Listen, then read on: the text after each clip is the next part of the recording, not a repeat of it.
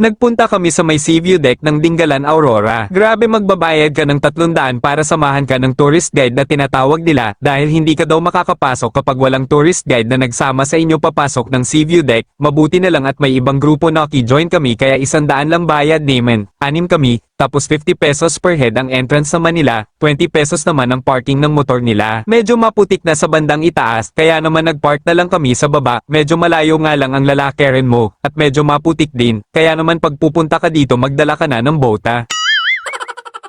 Madulas siyang daan kaya kailangan mo talagang humawak sa paakyat ng hagdan dahil kung hindi madudulas ka talaga, lalo na kung may mga dala-dala kayong gamit at helmet. At dapat ay hindi ka din mabilis hingalin dahil paahon ang iyong aakyatin at lalakarin kaya pagdating mo sa entrance siguradong pagod ka na dahil sa layo ng nilakad mo at tarik ng daanan dahil na rin sa maputik na daanan kaya dahan-dahan din ang paglalakad namin. Yung nasa unahan ko ay ang aking bayaw at yung sinasabi naming tourist guide ay nauna na, ginoaid niya na ang mga grupo na join lang kami para menu sa gastos. Sa wakas ay nakarating na rin kami pagkatapos ng mahabang lockeran.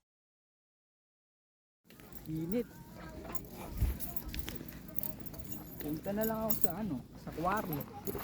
Ayun. Kwarto na lang sa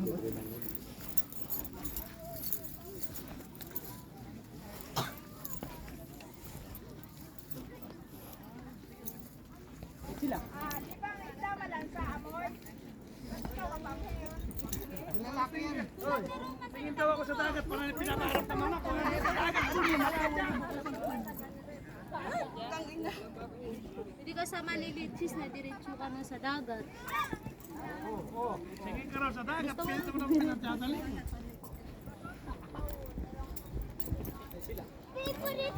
Dito sa baba.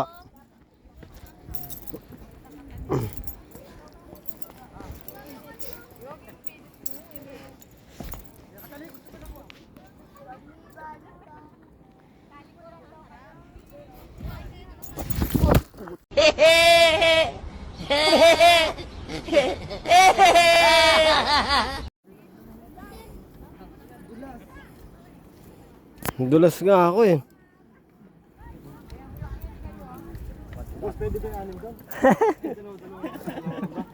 Hutang ano, dumi tuloy ng sapatos ko. Overheat yun. Kalampag. Saan na kami? Pep, maganda yung pagkakano mo? Pang profile ko eh.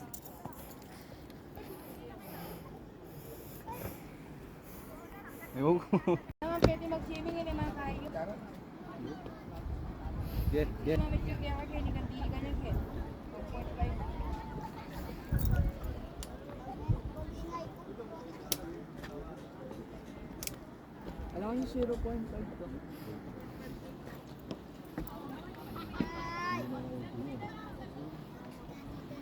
Mga 0.5 yan. Tara na. Oh, picture tayo. Sulit na rin, kahit papaano at makakapag-relax ka na rin sa halagang 300 na bayad sa tourist guide daw, at 50 pesos per head, kung marami naman kayo pwede nyo ng paghatian ang 300. Pagkatapos ng ilang oras na pagpipicture nagpasya na rin kaming umalis dahil magpupunta pa kami sa Dapinga para naman maligo sa ilog.